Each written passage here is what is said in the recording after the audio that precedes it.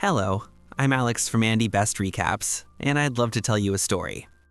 And the story begins with a breathtaking scene where a hooded man tries to break into a palace, but comes face to face with someone he recognizes as the feared Silent Man, where he probably thought that leaving the house today was not a good idea. Even so, the intruder tries his luck and attacks with sharp projectiles, but the silent assassin dodges with surreal agility. The two then engage in a physical fight on the rooftops until the hooded man is disarmed.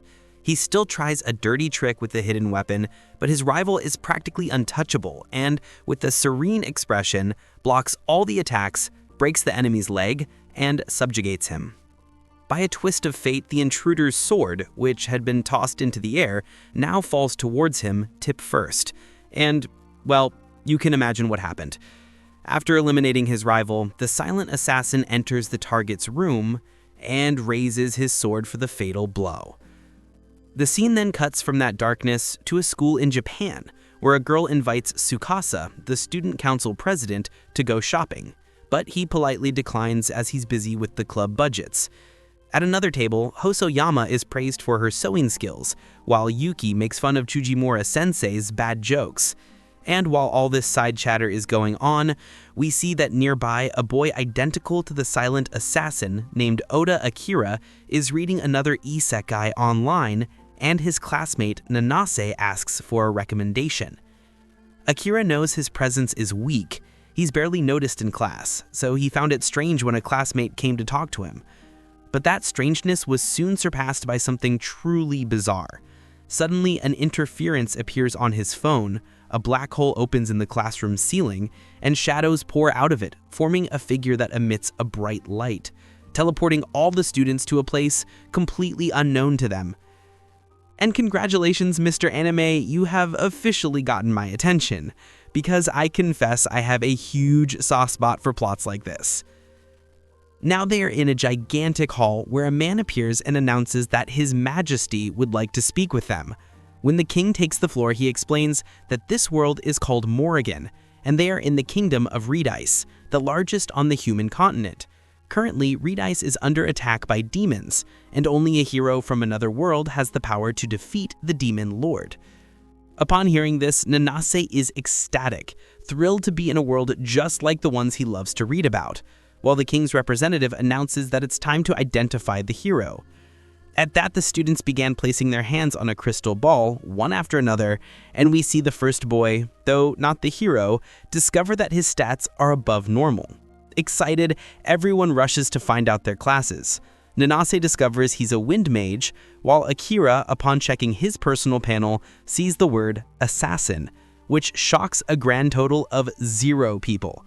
So much so that Nanase himself comments that the class suits him.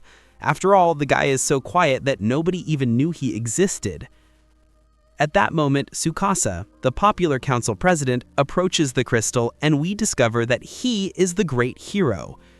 The king's representative is amazed, as normally the maximum attack power is 500, but the hero's is almost double that. While everyone celebrates, Akira, in silence, doesn't understand. The hero's attributes seem normal to him, while his own, however, seems strangely high for a simple assassin. Questioning whether he should reveal his abnormal status, he finds a max-level skill on his panel, Conceal Presence. With that, he makes his decision and activates it, causing him to simply disappear into the crowd. Akira manages to avoid the crystal test and follows his classmates down a corridor. On the way, he looks up at the ceiling and finds a small hidden camera. He assumes with a chill that the people of this kingdom are hiding something. The scene shifts, and by night, our protagonist is taken to a dusty room where his assassin's gear awaits him.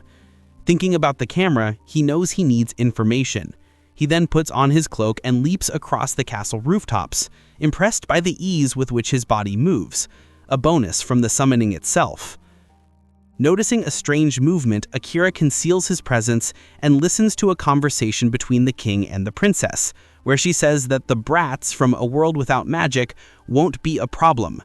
Hearing these words, the king orders the plan to proceed, reminding her that the summoned must not, under any circumstances, enter the castle archives, as they cannot know too much. Confirming that the king is plotting something, Akira feels the impulse to draw his dagger and kill him right there, but decides to retreat, at least for now.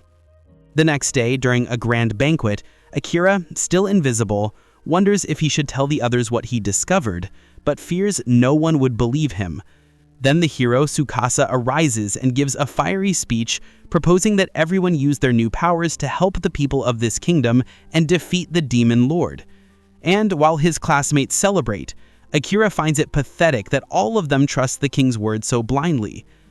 Later, the first squad is formed, and Saran Mithray introduces himself as the commander of the Knights of Redice, announcing that training begins today, and in 1 month they will enter a dungeon. While Tsukasa and the others are grateful, Akira, still hidden, decides that he needs more information and slips away. To his surprise, the commander sees him even with his concealment active.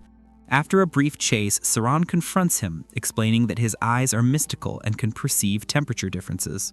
Akira threatens to draw his knife, but Saran calms him, saying he won't tell the king. The assassin asks if the knight isn't on his ruler's side, and Saran replies, "It's complicated." With that, the two decide to sit down and catch up. Akira starts the conversation, saying he wants access to the archives. Saran, surprised to learn that Akira's concealed presence is at max level, offers to help train his other skills, which are still at level 1. Akira, for his part, needs to find a way to get back home to his family. However, Saran doesn't know how to help with that, but advises him to get stronger anyway. After all, it would all be in vain if he died before finding out how to return. He mentions that he can, at the very least, help Akira become a great assassin. In return, Saran asks to learn more about Akira's world. With that, the two shake hands, sealing their agreement. We're explained that in this world, besides humans and demons, there are also elves and beastmen, each race living on its own continent. After this, we see that Akira trained harder than he ever imagined while telling Saran about his world, flying metal vehicles, plates that transmit information to the whole world in a second, and anime recap channels where content creators like, say, Alex express their passion for anime by telling incredible stories, asking in return for a simple like and some hype, plus a subscription. These things are normal for him, but today he misses them. Saran is fascinated, revealing to his second-in-command Gil that the first hero also came from a place called Japan. Speaking of Akira, he finds Saran and reveals he's been sneaking into the archives every night where he found a suspicious little book.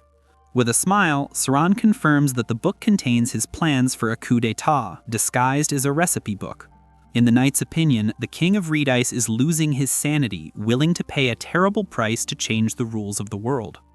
Akira read that Saran seeks a peaceful end to the reign, but believes it would have been easier if he had just killed him that night. And the truth is, even though he thought about it, he couldn't do it. Saren believes he made the right choice, as being an assassin doesn't force him to carry the burden of killing, and his mother and sister would be disappointed. The commander reveals that he values Akira not just for his skills, but for his independent thinking. Upon being summoned, he didn't follow the herd, he thought for himself. With his head down, Akira reveals that he has always gone unnoticed, and this was the first time anyone had ever praised him. Hearing this, Siren invites him to help with his plan to overthrow the king, and the boy promises to think about it. Days later, Squad 1 is assembled to explore the Great Labyrinth of Continent.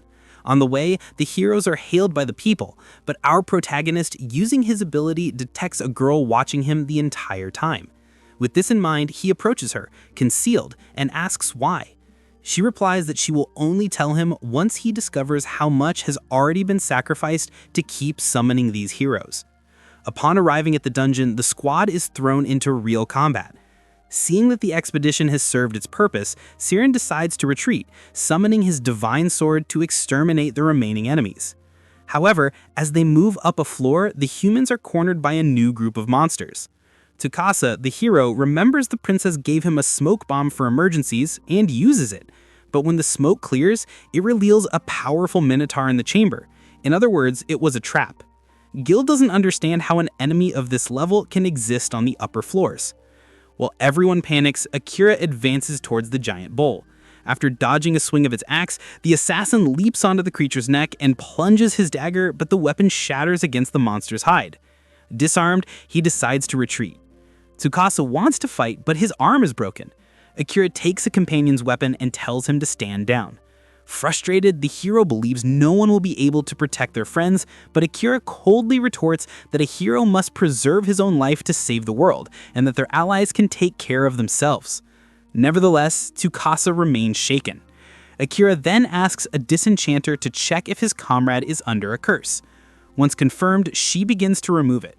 Meanwhile, Akira meets with Saren and tells him he's going to try that. Agreeing, the commander tells him to wait for the signal and then summons Lightning Flash, a surreal power that strikes the Minotaur with full force.